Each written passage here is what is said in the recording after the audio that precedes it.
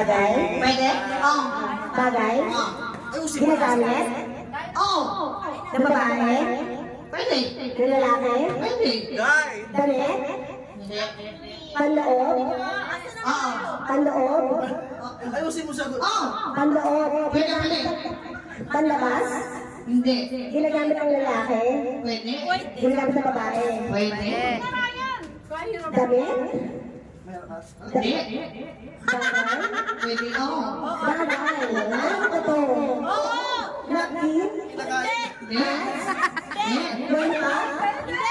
Tite? Hindi. Pe? Hindi. Ah, wait lang. Wait lang, alam ko. Gusto ko ito. Hindi. Hindi ko ito gusto. Hindi. Bura? Bread? Hindi. Hindi ka gamit? Oo. Gamit siya. Tagalog? Oo. Tagalog na gamit. Meron ako. Meron ako. Hindi. Panty? Hindi.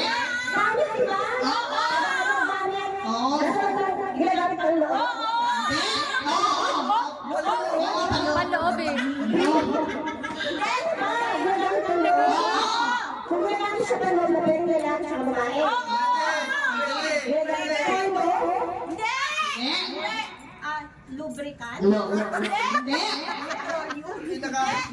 Kinakain. Pwede. Pwede. Pwede.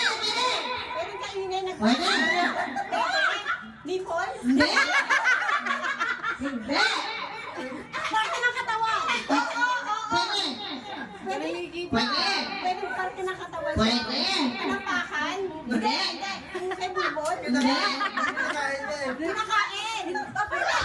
Pwede. Pwede, pwede, pwede. Ha? Pwede, pwede, pwede.